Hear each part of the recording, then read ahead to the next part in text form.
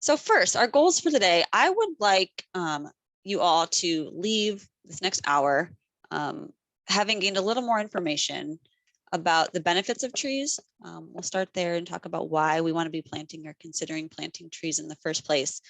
And then talking about some site assessment requirements before we take on the endeavor of planting a tree, and then tree selection criteria, what thought we can put into that process, and then actually the act of planting a tree. What does it entail? How do we do it in the right way that will help promote health and longevity for our trees? And then after we plant a tree, talk a little bit about how we care for these new baby trees or these new adoptees in our landscape for the first few years of their establishment period. There's some activities that will help promote long-term health and well-being. And so first, why do we want to plant trees? In my mind, there are three avenues with which we consider why we want to plant trees: beauty, ecological value, and economic value. Now, these things are not separate from each other. Oftentimes they overlap. Something that we're considering beautiful is also beneficial from an ecological standpoint. The economic value can be inherently obtained through planting trees, even if we're just doing it to obtain some additional beauty in our landscape. And so let's consider these different avenues. First, beauty. Trees are beautiful. I've not met a person that would argue with me that at least at some point in the year, a tree is not a beautiful specimen. We have the spring blooms. We can anticipate those in the long, dreary days of winter. The cooling, calming aspect of the winter or the summer shade. Fall right now, the colors in my area are spectacular. There's actually leaf peeping is the term for an activity where you drive around and look at tree leaves. I did not learn that until recently, and I love it because I partake in leaf peeping. And then in the winter, of course, there's their capability to hold a light snowfall or some ice. And I think it just looks like glitter has been sprinkled all over the world. And I think it just adds a lot of beauty and sparkle to some of the cold, dreary days of winter, which is wonderful. Some ecological benefits include water quality. Water is a precious resource of ours that we don't always think about, maybe unless it's a problem for us in a flood event or something. But water quality can be influenced by the activities of humans and in our landscape. And the way that trees help improve water quality are kind of through these three main modes of interaction. So there's interception, infiltration, and retention. I'll just quickly go through what each of those mean so you can kind of get a picture of what the activities the trees are doing for us while they're helping to improve water quality. So interception, that is when the leaves and the canopy catch the water. It helps slow rainfall so that when those water droplets hit the soil surface, they are doing so with this slowed down speed. So gravity helps speed them up. The tree leaves help intercept the water, and so that it doesn't bang up against potentially bare soil, knock it loose, and then that can become erosion and pollute our waterways. Infiltration is just what it says. It infiltrates into the soil. So root growth and plant litter on the ground that decomposes in the form of organic matter can help improve soil structure, which means that the water can better move into the soil versus run off of the soil and become a runoff problem, either into surface waterways or into stormwater systems. And then retention holds the water back, just like it sounds. It helps the leaves either hold the water back so that they never actually touch the ground. It can be evaporated back into the atmosphere. On the ground, it can physically hold the water or the debris back onto the landscape, and so there again, does not pollute our water systems. Air quality. Temperature reduction and pollutant removal are the two I'm going to focus on today. I think we all probably inherently know that trees help with improved air quality. But with temperature reduction, so trees through transpiration help affect air temperatures. Radiation is another way. Intercepting radiation from solar radiation is another way that trees can help improve air quality. We'll talk a little bit more about this in the economic on the economic slide, but when trees are helping to reduce our air temperatures, we're not having to run air conditioners or heaters nearly as much. And I'll get to that in just a few minutes. And then removal of pollutants. So again, through that interception, it helps to slow down water pollutants being carried into waterways. But then in the air, the surface of those leaves can actually attract some pollutants and hold them as well. And so airborne water or airborne pollutants can be kind of grabbed by tree leaves or trees, the surfaces of trees, and just held there. I'm not sure that that is a concept we all actively think about. I know I don't often consider that the primary way that trees improve air quality. The way I primarily consider or think of immediately is through the process of photosynthesis. And I would venture a guess you do too, in that the process of photosynthesis, the food making activity that all plants do, take in carbon dioxide. They remove carbon dioxide from the air and in turn release oxygen. So of course, improving air quality. So energy savings, I promised I would talk to you about energy savings. So trees can serve as windbreaks. They're not stopping the wind. I've heard some people talk about, just using conifers to stop the wind. It's not a stop. They're just slowing down wind speeds. And so in the winter, of course, traditionally it will slow down wind speeds. And so that air chill is reduced and we don't have to run our heaters quite so much, which can be an energy saving and a cost saving for homeowners. Similarly, in the summer, shade helps keep us cool. Having trees strategically placed around buildings can help shade them, reduce that solar exposure, and then also we won't have to run our air conditioners quite so much. And all of this kind of compounds with the heat island effect also, like in our communities where there are large surfaces of impermeable, hardscapes, parking lots, roads, trails, building roofs, that all has the capability of gathering heat, reflecting it back into our communities and raising the temperature of our built environments. Now the incorporation of trees into those landscapes can help minimize those impacts. And wildlife, so the ecological benefits of trees. So pollinators, birds, and mammals can all rely on trees at some stage of their life cycle. Food, shelter, rearing young, protection from predation are all aspects of trees helping with wildlife. It's also really fun to watch them, to watch wildlife using our land or using our trees in our landscape. And so that's a joy that many of us get from them. I want to spend just like 30 seconds here talking about that first bullet point though, pollinators. I think we all have seen birds and mammals using our trees.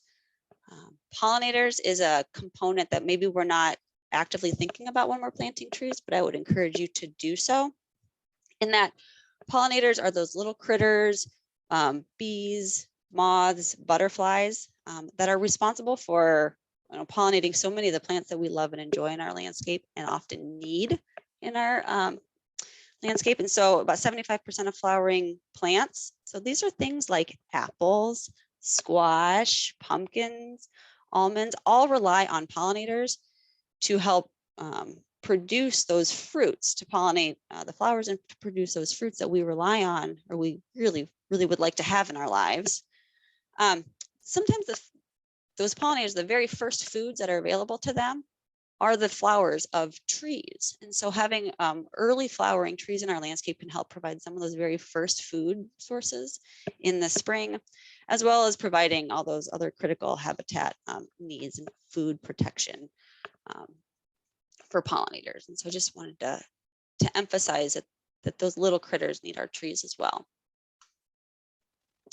So planting trees. So the reason I wanted to invite you all to have this conversation with us today is because properly planted and cared for trees will grow faster and will live longer in our landscape. It will be a better return on investment of our tree if we plant them properly, if we care for them in their younger years. And so I just wanted to spend a few minutes talking about how we assess the site before we actually stick a tree in the ground. So right tree right place. I don't know how many of you have heard this term before. It's common throughout the arborists and the tree world, but what it means is that it's important to consider where the tree is going and matching the tree requirements to those physical conditions in order to give it the best chance of a long life and like I said, return on investment. The third component I like to incorporate into this equation is the human desires. So we are choosing trees that are going to enhance our lives in some form or another. And it's important to ask the questions, what do we want out of the tree? What do we value from the tree? And so factoring that into our equation. A poor match of any of this equation can lead to early mortality or a high level of maintenance. And I have never once had somebody come up to me and say, I want a high maintenance landscape. So that high level of maintenance is an undesirable. I'm assuming it's an undesirable characteristic. But if the tree is not well suited to the site, it can deteriorate. If the humans don't like the tree, or if it's just improperly selected for the site, it can lead to early mortality or removal. So when we evaluate a site, we need to look all around. We need to look above into where the canopy is going to grow and look up at utilities that might be overhead. We want to look at our eye level and on the surface. What are the structures that are nearby the tree that could influence the growth conditions of it? We want to look underground. Now, I know we can't literally look underground, but we can call 811 and ask about what utilities are located under, in the planting area to help minimize some of the impacts of the root growth to those trees. And selecting trees that are going to avoid, let's say, overhead power lines, for example, can help minimize maintenance later. I've seen trees pruned heavily and need heavy pruning because they're going to be interfering with overhead power lines. And they end up looking like Pac-Man, or they end up looking like a Y-shaped tree, which is just structurally not desirable for trees. It's not a healthy form for trees to have. And so that can help minimize their longevity, which is not the objective we're seeking. And finally, diversity. Look around the neighborhood, look around the community, see what trees are planted, what species of trees are planted. Having diversity in our landscape in the form of the urban forest can really help promote the minimal impact of threats. So emerald ash borer is the most recent threat that we have had facing the trees in our landscape. And when you have a lot of one species of trees, something like emerald ash borer can really devastate the trees. And so by having a wide variety of tree species, it's going to help minimize the risks of a potential loss down the road.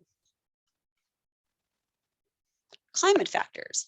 These are things we cannot control oftentimes, but they are important to consider when selecting trees for our site. Ideally, the trees are going to live for a very long time, so we want to consider the temperature and the hardiness of those trees on our site. So I am in the Quad City area of Illinois. We are in a 5B hardiness zone. This is from the USDA. You can find yours by going to the USDA website. It's a plant hardiness website. We are not far though from 5A, which means we're a little bit cooler. So they go down in rating. And so getting trees that are selected for our hardiness zone is going to help potentially prolong the life of those trees. But then again, factoring in that heat island effect. If this is going to be a warmer area because of the surrounding impermeable surfaces and hardscapes, then perhaps you can get away with a little warmer species hardiness zone wise. The trees don't read our books, and so unfortunately this is not a guarantee, but knowing your hardiness zone can definitely increase your odds of having a tree that's going to live many, many years. And then light. What is the intensity of the light in your area, the duration of it, the quality and the sources? These are all influenced by the site. So if there's a very tall building located on the west side of your planting site, that's going to shade out your tree in the in the afternoon for much of the afternoon, which is when there's going to be a lot of high quality light typically. So understanding that perhaps you would pick a tree that's a little bit more tolerant of a partial shade area would be ideal in a condition like that. Moisture. Trees need moisture, of course, to survive. And so looking around and seeing what are the conditions near your tree that are going to influence the availability of moisture. So impermeable surfaces do not provide access to surface water like a soil might.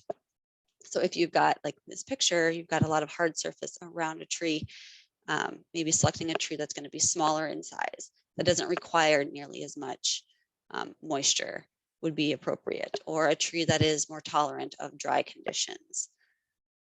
Then conversely, low-lying areas is if your tree is going to be going in a drainage area, or it's just a lower, you have the low lot in your neighborhood, and everyone's draining towards your backyard where you want to plant trees. Well, consider species that would be able to tolerate what we call wet feet. Some tree species don't mind having intermittent flooding or having constantly moist conditions in the soil. Those would be ones you would want to consider. And then wind. I don't think we think about wind nearly as often as we think about things maybe like moisture. But in an urban setting or in a rural setting, the wind can be variable. So urbanization can cause windbreak effects. Buildings will stop the wind. They can also channelize them. And so paying attention to if your wind is just non-existent or if it's actually going to be channelized, like the Windy City, that is because those tall buildings channelize the wind, and they kind of force it down some of those roadways in Chicago, and that can really impact how trees are going to be able to survive. It can help, or it can increase the loss of moisture when there's a lot of wind available. It might mean that you need to plant trees, smaller trees for the site. So you will just need more area for root growth if you're going to have an area that has a lot of high wind, to make sure that you've got ample space for root development and anchoring those trees, and also accessing available moisture in the soil. And then air quality, we've talked about this, but we're going to already, but this is from the pollutant side of it. So trees can help improve air quality, but we also need to make sure that the air quality in which we're putting the landscape we're putting trees in isn't going to be overly harmful to them. So things like de-icing salts or like salt spray. That's kind of what happened in this picture here, is there was some drift and it went on and it actually burned that plant. Airborne pollutants, they are hard to avoid. This is another one of those things that you often cannot change. You just need to acknowledge and then select a tree species based on what the conditions are. And soil, perhaps the most important and the one that is maybe least understood, but soil characteristics can influence just how the tree is going to access nutrients, water, how it's going to be able to anchor itself. So really quickly, we want to look at the soil density, texture, and structure, and just at the most high level of soil. So density is just the mass volume of the soil. This is looked at through the lens oftentimes of compaction in an urban environment, in a landscape where we've done some construction. Compaction can be a real issue for soil and tree roots becoming inhabitants of that area. Texture then is the size distribution of soil particles. So everybody reaching way back into our science of yesteryear, sand, silt, and clay. Those are the three soil particle categories. And texture is just the distribution. It's how much you have of each of those relative to the others. But what that does is it affects soil structure. And soil structure is how those particles, those different textures are arranged in the soil. And what that does is that actually helps us understand what is the permeability rate of the soil, how available water is, how available pore space is for those roots to grow into. Air exchange capacity, tree roots actually do need some air. And so being able to have a structure that's going to support some of that, that exchange of moisture, air, and then having that density to hold the roots in the ground is going to be critical. And so selecting trees that are able to grow in the soil that you have is really important. Finally, soil pH is something that I don't think we always think about either. You can find out what your soil pH is through a simple soil test. But what it does is this gets into chemistry lessons where it makes nutrients available to plants, all plants. And so a higher pH or lower pH can affect what is called the ion exchange capacity of your soil. All that is to say that some nutrients are more available at different pHs than others, and that is going to mean that your tree will have access to them. And if they don't have access to them, that can negatively impact, or if they have too much or too little, it can impact the health of your tree. So then human conditions, what do we want? This is important to consider. Like I said earlier, we're the ones that are adopting trees. And so we want to make sure that we consider what we want to see in our landscape. What are the aesthetic qualities that we value? What is the diversity level that we're looking for? What is available in the nursery conditions? And then how quickly do we want those trees to grow, and the trade-offs that we're willing to make according to those growth speeds. We also need to consider our local ordinances. This is part of evaluating the site. We want to make sure that we are within the laws of our community, and so that our tree is not adversely affected, or in other words, cut down, or forced to be trimmed in ways or pruned in ways that are less desirable for the overall health and well-being of our trees. So looking at typical setbacks, so maintaining sight lines near corners and parking areas. Some may prohibit trees in lawns with certain widths. Just knowing what your city's ordinances are and abiding by those is really important. And then aesthetics, this is probably the most fun one to talk about, just considering what you like. This is kind of where art comes in to tree planting. So what do you want for shade? How much shade do you want? A really dense shade, kind of a filtered shade? The form of your trees. Do you like ones that are very columnar? Do you like ones that are spreading? Do you like weeping ones? Some of the selections are really funky in forms that are not as natural to the original species.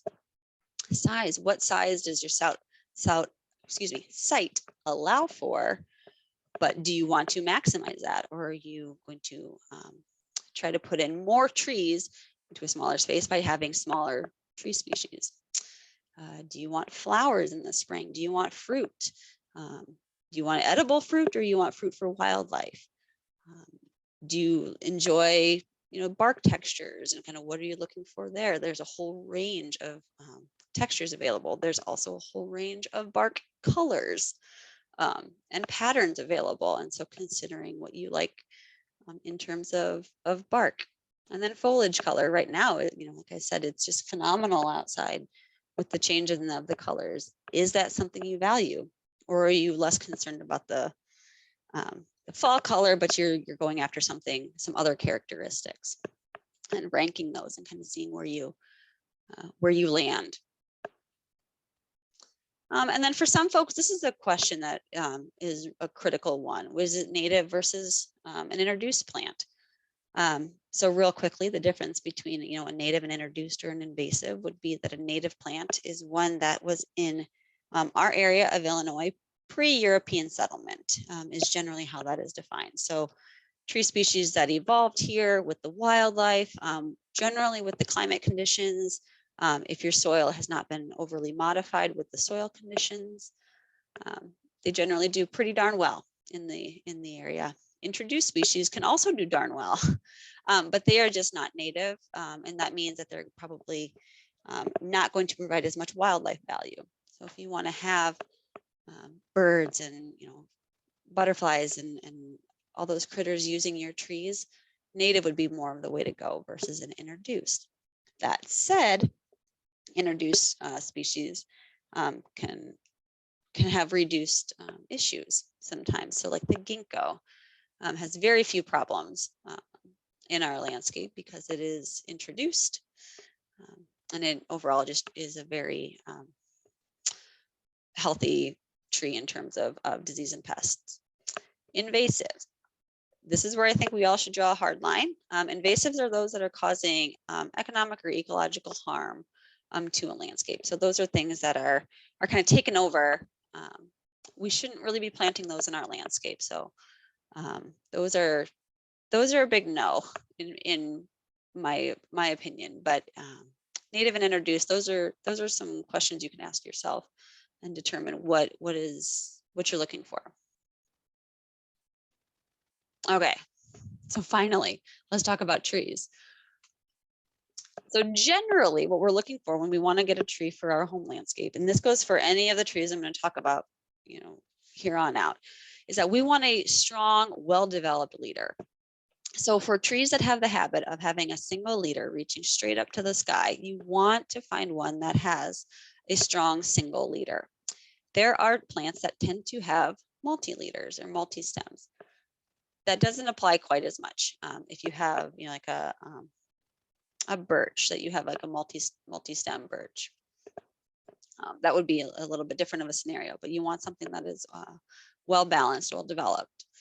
No included bark. So included bark is when two branches are growing right, like so tight next to each other that the bark is actually trapped inside of the tree. That weakens. That's a weak area of the tree, and over time, it's just going to get worse. And so you want to make sure that you've got no included bark on the tree that you're buying. You want the trunk and the limbs to be free of damage, of course. You can remove wrap at the nursery when you're looking at these things. Nursery managers or workers might come out and ask you what you're doing, but you can just simply say that you're investigating the tree that you want to buy because you want a healthy tree when you get it home. Of course, be respectful of the trees, while you're doing this too. Don't cause any damage to those trees. Branches being well distributed around the trunk. So you want a tree that has branches all the way around it. Like if you're looking at the tree from above, you want branches to go all the way around it. You don't want them all on one side of the trunk. That is imbalanced, and that can lead to problems as the tree develops over time. You want these wide angle U-shaped crotches of the branches for strength. So this is kind of related to that included bark comment I had made earlier, where you don't want the trunk or the branches to be so close together, so tightly spread that they're going to grow into each other. So you want these big wide U's that will allow the trunk and the limbs to grow to quite large sizes, hopefully, without interfering with each other. And then you want healthy buds. Of course, this is going to be an indication of just overall health and wellness of the trees, is plump buds on the tree. So now that you have assessed your site and you know what species you're looking for, and you know that you can get it in the nursery around here, what kind of nursery stock do you get?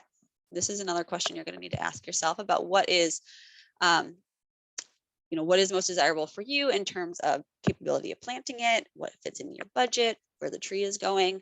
But generally, there are 3 categories of nursery stock that we're going to be available to us: bare root, containerized, or balled and burlap, which is oftentimes abbreviated to B&B. And well, I'll talk about the advantages and disadvantages of each of these and show you in a little more detail what each of those categories looks like. But in addition to that, you want to ask, if you can, where did the parents come from? Where did the trees come from? So a long story short, and I'm happy to talk to anybody in more detail about this at a later date, but trees are not always grown in the nurseries in our own communities. They're often grown, outside of the state. Knowing where they come from can really help influence how that tree is going to do here. So you can get an oak tree from Texas, or you can get an oak tree from Minnesota, and the parent material of those trees, where that tree came from, is going to help influence how it's going to survive in our Midwestern winters or our Midwestern summers. So if you can, just ask where it came from and let that help you know how your tree is going to do. So bare rootstock. These are not the most attractive slides, and for that I apologize, but I like the comparison of advantages and disadvantages. So bare rootstock, they are the least expensive. These are very, very cheap because they're small. They can ship easily. They're transported in mass numbers in very small packages. The roots adapt to soil better. They're just baby trees. It's what I like to call them, just like kids. They're very adaptable. And so they're really nice for from that regard. They are oftentimes used more in large scale plantings because they're more economical. You do have greater loss oftentimes. The roots can dry out as you're planting them. If you don't do it quickly and keep them moist, and your planting survivability is greatly reduced. Their small size does make them vulnerable to predation, both from animals and from people. And so they're not always ideal for high traffic areas or areas that are not going to be protected from wildlife. And then also you need to plant these while they're dormant. And so your planting window is a little bit more narrow than some of the other forms of nursery material. So this is kind of what they look like. They come in these bundles. What you want to look for if you're going to plant bare root is you want abundant root growth. You want all those fibrous roots in there. Those are going to help the tree establish quickly in the planting area that you choose. It's not coming with any soil or like materials. And so you're just putting the roots right into the ground where it's going to be growing. You want those roots to have that really good color, that kind of like orangish, whitish, lively color. Making sure the roots are moist. You have got, I cannot emphasize this enough. You have got to keep those roots moist until they're planted in the ground. If they dry out, you're basically planting twigs. And it's hard to do. So using like a bucket of water to keep them stored in, or packed in moist newspaper, doing that on site can be the key to survivability. And then you can prune these roots if they're injured or diseased before planting. The next thing would be container stock. So these are probably the most popular. You've all probably seen these or planted these yourselves, but they're easier to handle than B&B. They're smaller in size than B&B. Generally do have a better survival rate than bare root because those roots are not exposed to air, and they're able to be kept moist more easily during the planting process. They are always available, which is nice because they can always be planted. The optimal time to plant trees would be the spring and the fall, but you can get these, any time of year. You can plant them in the summer. If you keep them watered, you can plant them, in the winter. As long as the ground is not frozen, they're always available and you can always plant them. And they're pretty reasonably priced. They are harder to handle than bare rootstock. They just are bigger in size. Generally, they've got more mass around the root, and so transport, they're a little bit bigger. There's also possible problems with the root ball, and I'll show you some examples of this, but circling roots and them being root bound can be a problem, which you should investigate in the nursery before you buy a containerized plant. And you would want to avoid those that are root bound. You want to avoid the ones that have the circling roots, and I'll show you an example of what that looks like, but that's basically when the tree root circles around because it's hit that hard plastic liner there. You definitely need to remove the container before planting. That is key. Believe it or not, I have seen that not done. And so I want to emphasize that you take that container off of the tree before you plant it.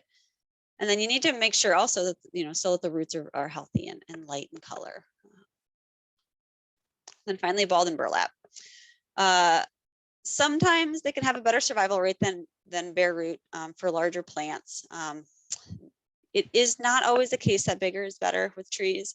It definitely depends on the site and the level of care that you're able to provide.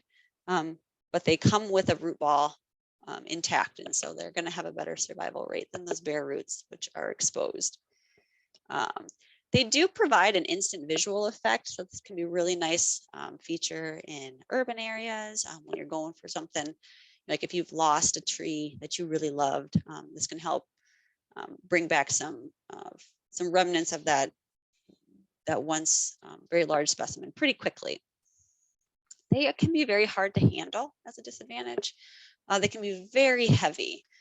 And I'll show you what the root ball looks like and the size that some of them can get. So that can be a disadvantage for some if you don't have equipment or just not able to handle such a large mass of root. They are available seasonally. Oftentimes these are dug by equipment. They're grown out in fields, and so they're seasonally available. And then the root ball can dry out. There can be some, if there's a big difference between the parent material you're planting into and the root ball, there can be some conflicts between those two materials that would need to be accommodated.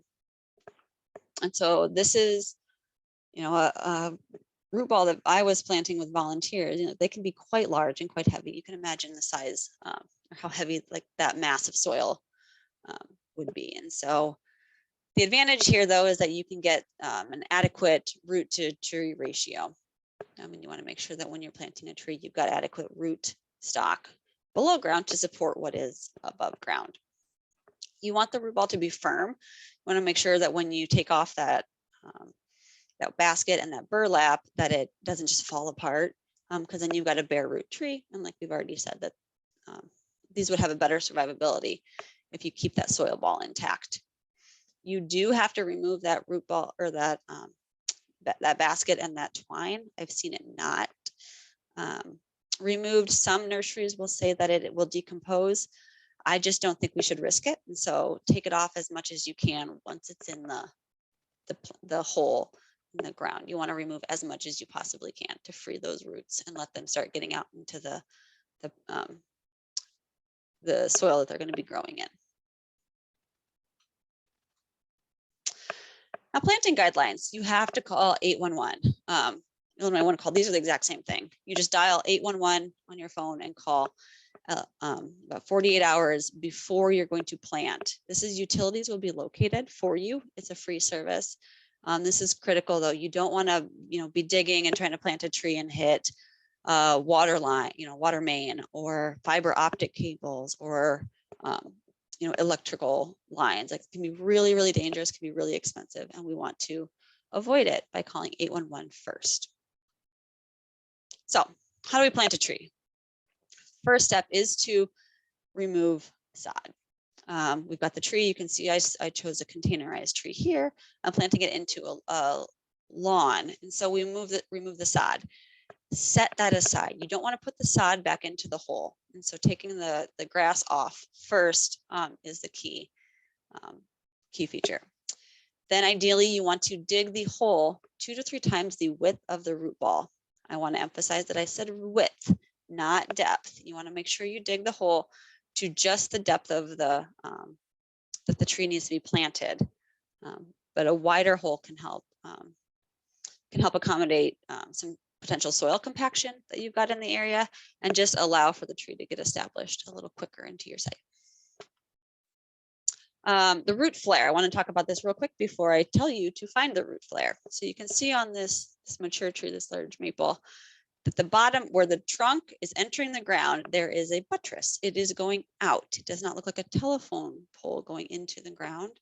That is the look we are going for. That is how trees should look. I always assume that a tree is potted too deep. This is just the production nature of getting potted trees into our nurseries. I just assume that it's potted too deep. And so what you want to do before you plant the tree or before you dig, even finish digging your hole, is locate what is called the first lateral root. And you need to be careful that the graft union is not the flare. So the graft union on many of our trees is when like a cultivar has been selected and propagated by taking a cutting from one tree and grafting it onto the rootstock of another. And so there is often a swelling that happens on the trees with that graft union. I have seen a number of times where the the graft union is what is at the soil level in a surface or in a container. And your tree would be planted too deep if you plant it at that depth. And that can adversely impact long-term health of your tree. So finding the flare, you can see on here in the original,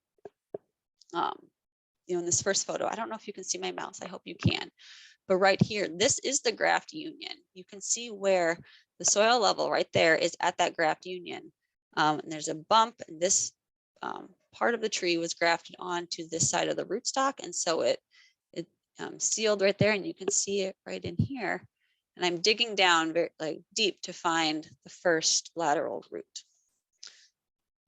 And that's an indication of the first flare. So the first lateral root is going to be like the first significant root.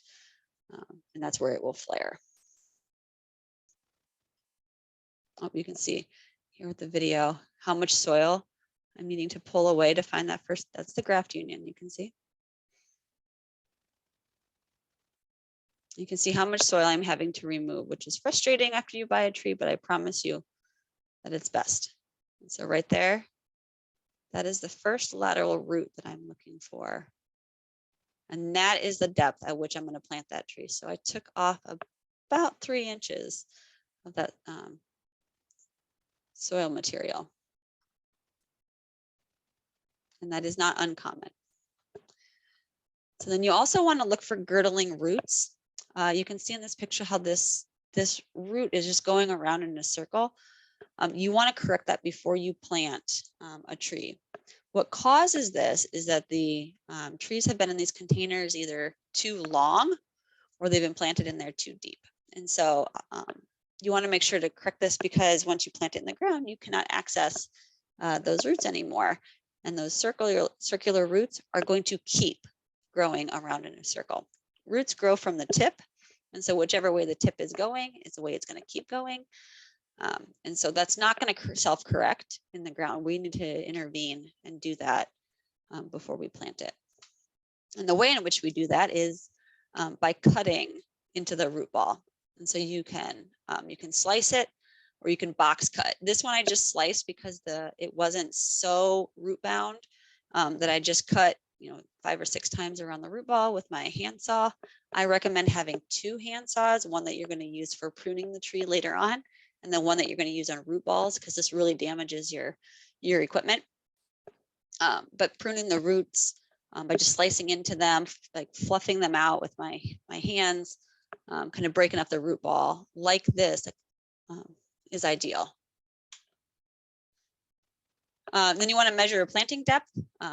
So I use very crude tools to do this, which is my shovel. You can use a top end of it. You can measure across the hole. You can either set the tree in the hole and measure across and see, see where your root flare lines up with your soil level. I would much rather have it be above the ground than below the ground. Plant it high, and you're going to be okay. But if you plant it too low, between putting mulch on there and then soil being backfilled, you're building your soil level back up again on your tree, which you had just removed in the previous steps. But also it could settle, which could compound that problem some more. So just lay your shovel across there, make sure that it is either at or above the soil line, and adjust according. If you need to backfill to bring your soil up, you want to make sure to compact it just a little bit at the base of that hole so that your tree doesn't settle. And I just do that by gently stepping on the soil in the bottom of that hole. And then backfilling into it once you've got your tree placed in the hole would be to break up any clods of dirt. And so you've got that good soil to root contact there. So you don't want to be leaving any major pore spaces in that potting or in that planting area. That's going to be if a tree root hits that, it will just die if there's a major air pocket. Similarly, that's why we don't put turf back into the soil hole. It can decompose and leave air pockets in there, which is not great for root growth. Then mulch and water. So Mulch is extremely beneficial to trees in that it helps decrease water from evaporating in the soil. You want to make sure these new trees have access to enough moisture that it's going to optimize root growth. It also helps prevent weed competition, keep the grass away from that root ball, helping to just make sure that that tree is getting all of your love and attention in terms of soil nutrients and water. It also keeps people away from it. And so anybody that's mowed, know how easily it is to just bump up and nick a tree. And if that happens repeatedly, there's actually a condition called mower blight, where you just continually nick the tree and cause damage to it. Mulch helps protect that. You hit mulch and your mower makes this awful sound, and it catches your attention and you swerve away from the tree. You want to shape your mulch like a donut.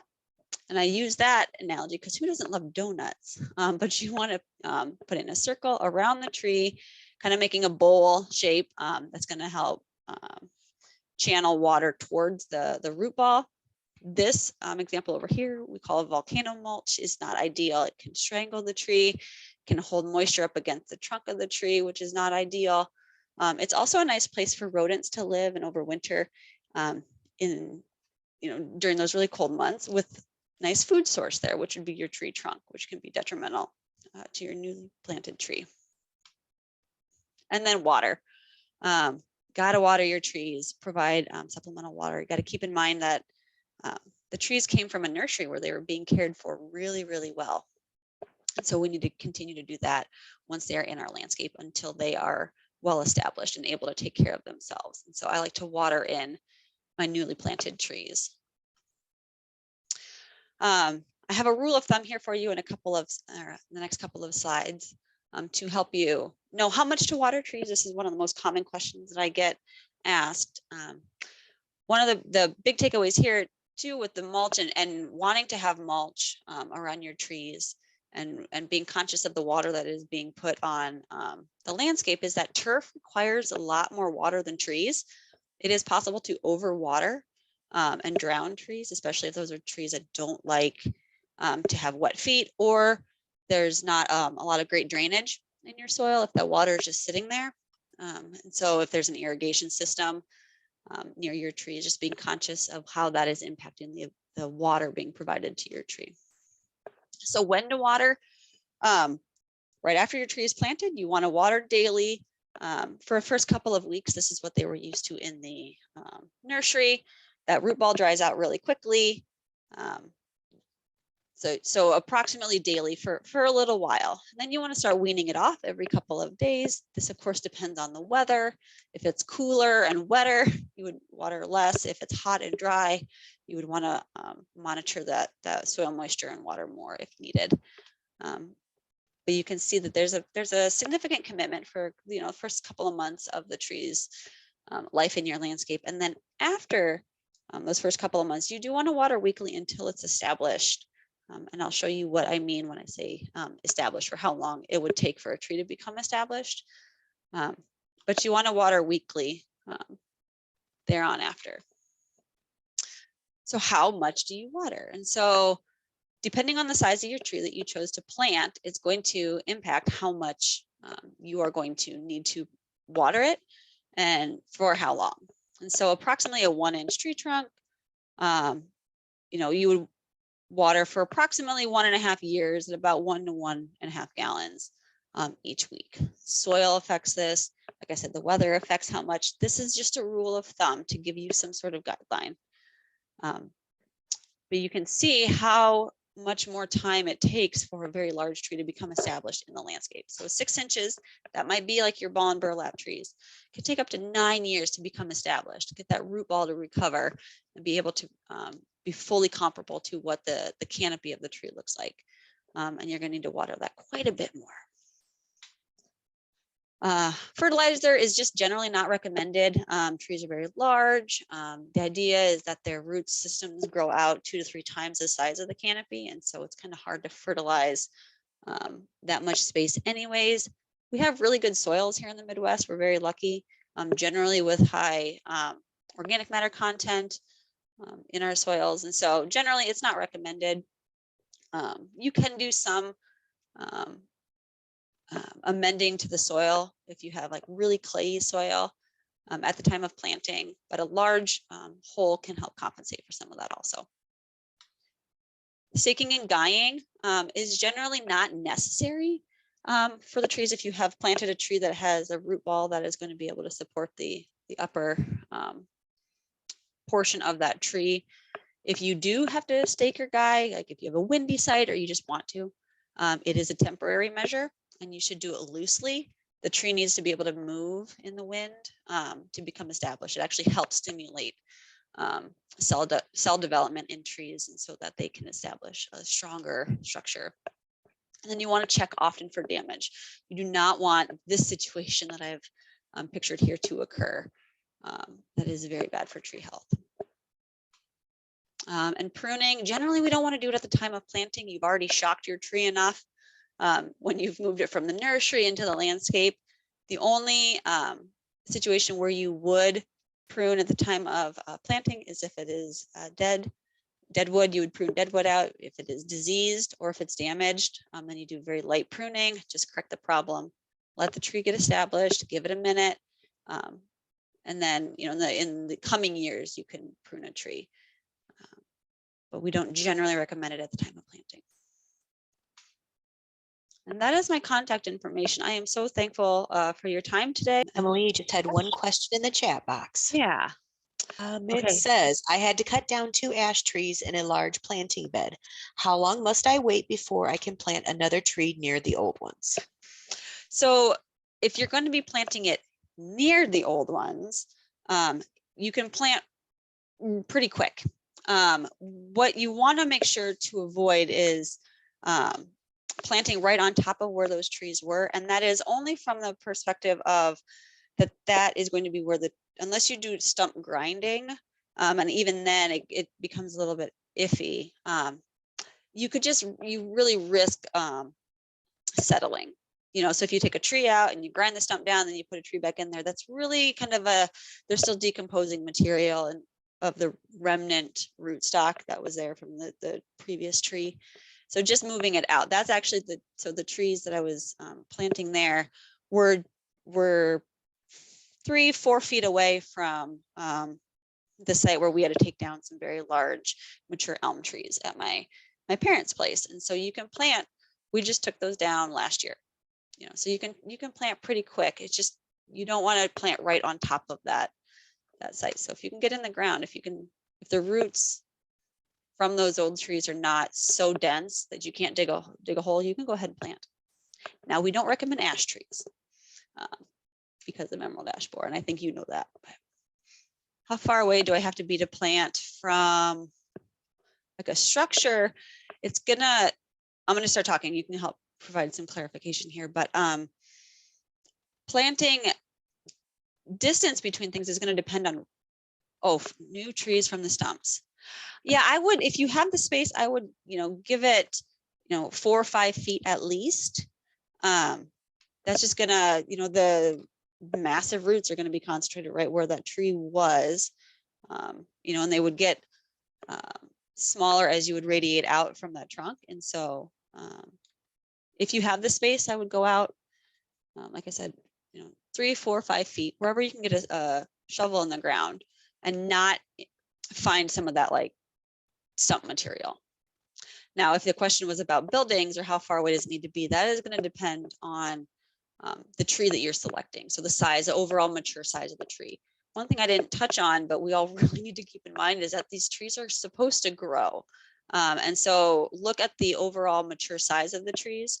They won't get there this year, next year. Trees take a little bit of time to grow and mature, but eventually they can get very, very big. Believe the tag or believe the research that says an oak tree is going to get to be 60 feet by 70. That's going to need a lot of space, and so plan according. Are there any other questions? Okay, well, I'll hang out for a little bit longer, but I really appreciate you all joining us. I hope that you learned a few things and are more interested in planting trees in your landscape.